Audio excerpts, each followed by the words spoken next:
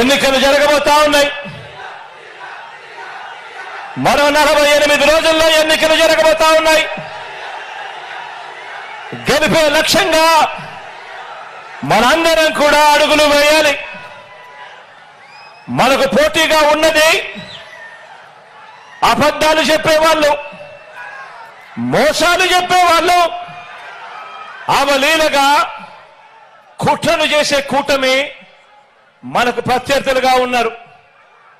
ప్రజలకు మంచి చేసిన చరిత్ర లేని చెడ్డ వాళ్ళందరూ కూడా ఏకమైన పరిస్థితులు కనిపిస్తా ఉన్నాయి.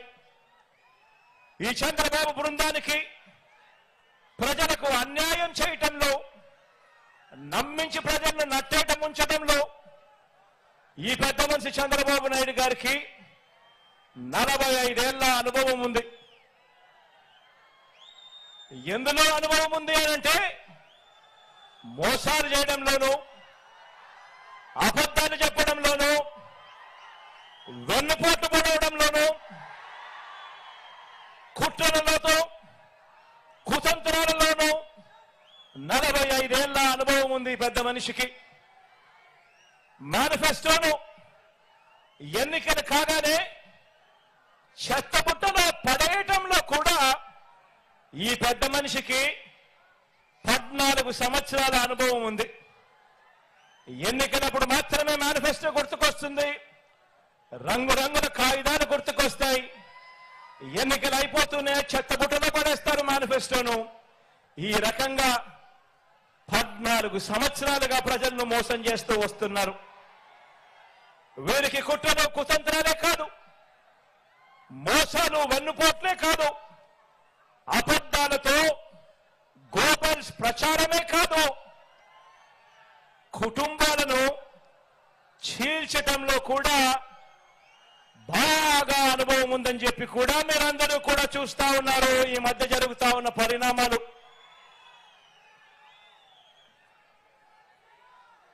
మా చిన్నాన్న గారిని, మా బాబాయిని,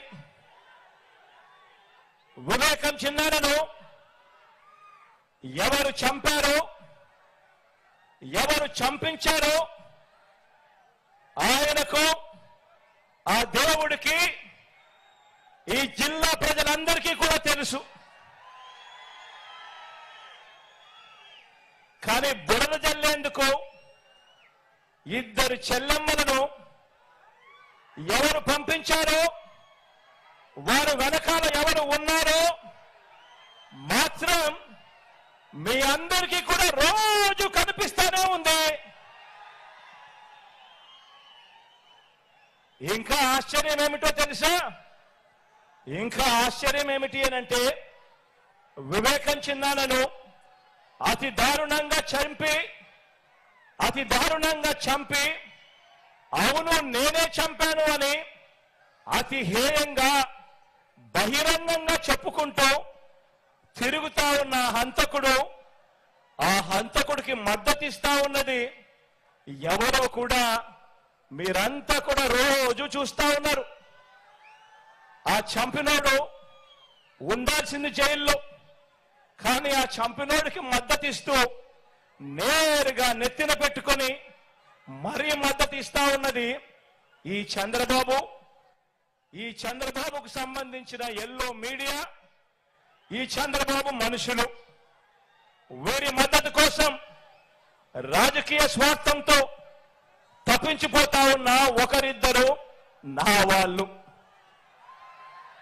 వీరంతా కూడా ఆ హంతకుడికి నిస్సిగ్గుగా ఆ హంతకుడికి మద్దతిస్తున్నారు అని అంటే దీని అర్థం ఏమిటి అని చెప్పి అడుగుతా ఉన్నా.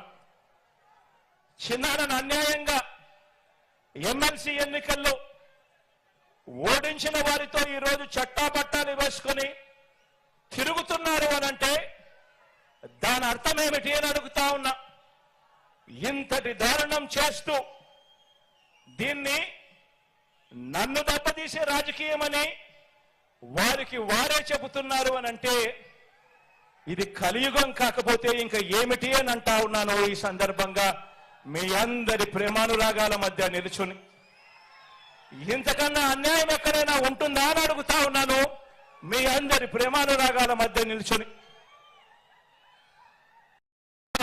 చిత్తశుద్ధి లేని బాబు చేస్తా ఉన్న ఈ నీచ రాజకీయంలో ఎవరు ఎటువైపున ఉన్నా కూడా నేను మాత్రం ప్రజల పక్షమే అని చెప్పి ఈ సందర్భంగా గర్వంగా చెప్తా ఉన్నాను. ఆ దేవుడు, ఆ ప్రజలు వీరిద్దరినే నమ్ముకున్న ధర్మాన్ని, న్యాయం, వీటి రెండింటినీ నేను నమ్ముకున్నాను.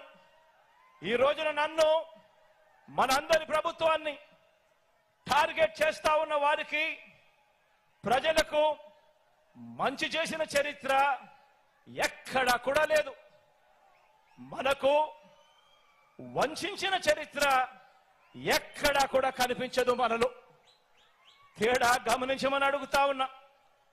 వారికి మేనిఫెస్టో అంటే ఎన్నికలప్పుడు చెత్తబుట్టలో పడేసే డాక్యుమెంట్. ఎన్నికలు అయిపోయిన తర్వాత మేనిఫెస్టో ఇచ్చి కనీసం 10% వాగ్దానాన్ని కూడా నిలబెట్టుకున్న చరిత్ర వారికి లేదు. కానీ మేనిఫెస్టోను ఒక బైబిల్గా, మేనిఫెస్టోను ఒక ఖురాన్గా, మేనిఫెస్టోను ఒక భగవద్గీతగా ఇంత త్రికరణ శుద్ధిగా భావిస్తూ ఏకంగా మేనిఫెస్టోలో చెప్పిన హామీలు 99% వాగ్దానాలు నిలబెట్టుకున్న చరిత్ర మనది. తేడా గమనించమని కోరుతా ఉన్నా. మరో విషయం కూడా చెప్తా ఉన్నాను. ఈ మధ్యకాలంలోనే ఈ విషయం కూడా ఈ మధ్యకాలంలో పేపర్లలో వచ్చింది కాబట్టి టీవీలలో ఎక్కువగా ప్రత్యర్థులు వాళ్ళ ఎల్లో మీడియాలో ఎక్కువగా చూపిస్తా ఉన్నారు కాబట్టి చెప్తా ఉన్నా. ఎక్కడో బ్రెజిల్ నుంచి మన విశాఖకు చంద్రబాబు వదిన గారి చుట్టం తన కంపెనీకి డ్రై ఈస్ట్ పేరుతో డ్రగ్స్ అంటే మాదక ద్రవ్యాలను దిగుమతి చేస్తా ఉంటే ఈ మధ్యకాలం